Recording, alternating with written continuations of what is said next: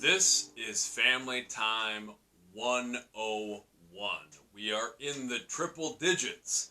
Kind of crazy. We will be probably always, this will probably just be in the triple digits until we don't do the family time anymore. It'll be kind of interesting to see. I thought it was kind of fun to hit that landmark of having done 100 of these family time social emotional learning videos, units, having had 100 of these formal discussions with my students and all of my classes.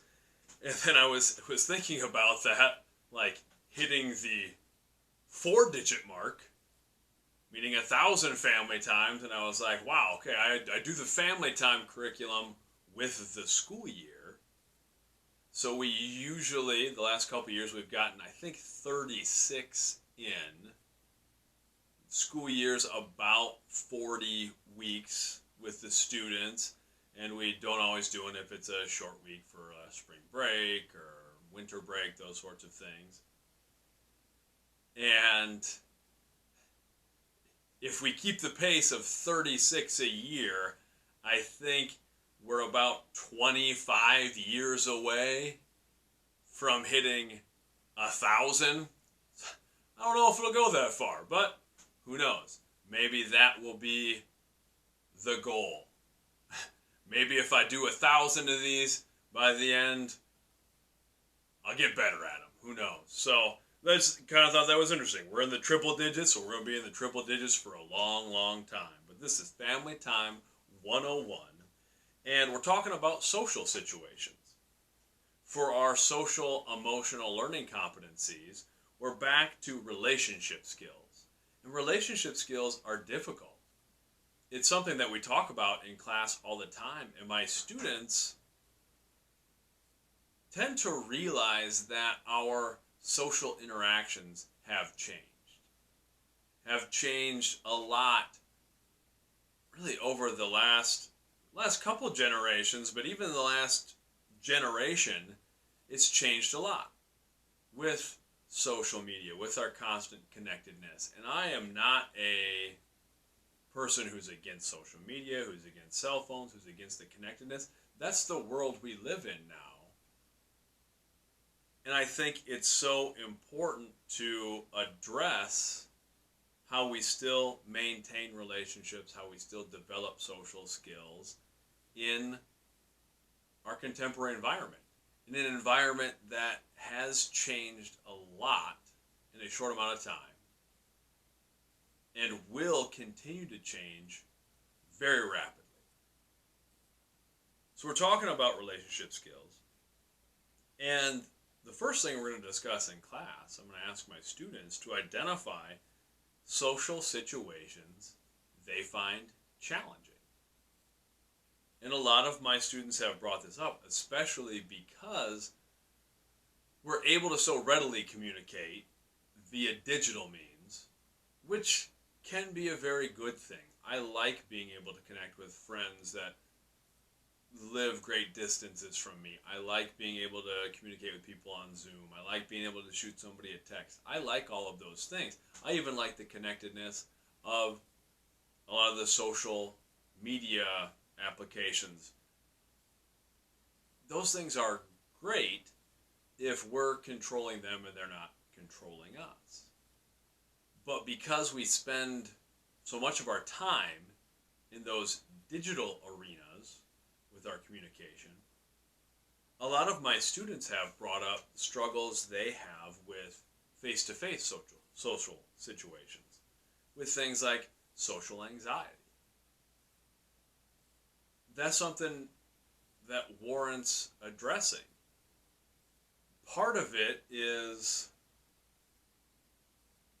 growing up and finding our place and finding our groups, and a part of growing up is feeling awkward sometimes and trying to figure out where we belong and where we feel empowered and those sorts of things. But because of that, it is something that we should be addressing, we should be teaching, we should be talking about. And that starts with a conversation of what are social situations that make us feel uncomfortable. I think when I was younger, when I was in high school, and maybe to a lesser extent in college, but at times in college even, and I'm talking up through that time, certainly in elementary and middle school as well, I did feel some of those social pressures to fit in, to act a certain way that I felt would be well received, to behave in a way that I felt would be palatable to the largest group of people, sort of like a utilitarian approach to my own personality, that like trying to be funny in a certain situation, or trying to go with the crowd in some ways. I think from an outside observer, even when I was young, I kind of walked my own path. I would try to do my own thing, but there was always kind of the undercurrent of how is this going to be perceived by other people. I liked to push boundaries. There was a part of me that always wanted to go sort of against the norm and not go with what was popular. But I still always had, and to an extent have, that desire to be accepted. We all have that need for a sense of belonging. But what I found sometimes was I was maybe, even in just small ways, not reflecting how I truly felt, or maybe what I truly believed about something, because I was trying to go with the flow. I was trying to manage the social aspect of life. And that can be really hard, especially when we're young, we're trying to find our group.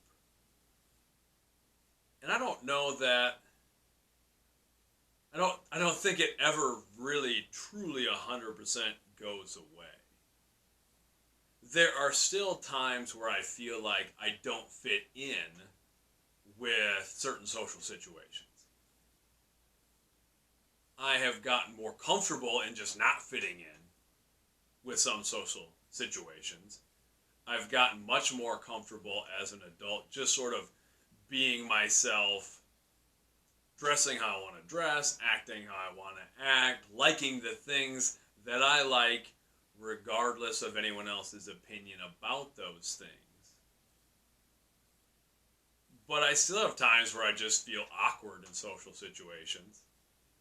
A lot of it is because many adult, for lack of a better term, adult conversations are stuff that I don't find very interesting. I've talked about this before, but a lot of times you get together a bunch of adults and it turns into just a complaining session. People complaining about their jobs, complaining about everything from gas prices to politics to whatever, and I just don't have a lot of interest in those things. I generally don't really even believe in complaining, because I think complaining doesn't fix anything. It doesn't solve anything in our lives. It's okay to vent sometimes. It's okay to let out some frustration in a way if it's healthy. But a lot of times we just stack on these negative feelings, and we're not really looking for solutions. We kind of just want to hang on to the emotion that we have, and we want to almost share our misery and get a connection that way. And that often becomes a lot of adult interaction. And I just don't really get it. I don't really buy into it. And as a choice, I don't want to waste my life on those things. So I still have those awkward social situations. Sometimes I'll get together with a group of peers and people want to vent about their job and vent about whatever, and that's okay. I don't want to be negative towards someone else, but a lot of times I kind of just excuse myself from those discussions. Try not to be rude, but I don't enjoy the interaction. I don't feel like participating, those sorts of things. The other things with that is, if I'm going to be socially engaged, I prefer to do an activity, and I like physical activities. I like working out. I like going on adventures. I like doing those sorts of things, and that's not always. You get to be a little bit older, and not everybody, not a lot of peers are always going to do those sorts of things. So I still have times where, like, socially, I'm kind of like, I don't know. I don't really feel like I fit in here.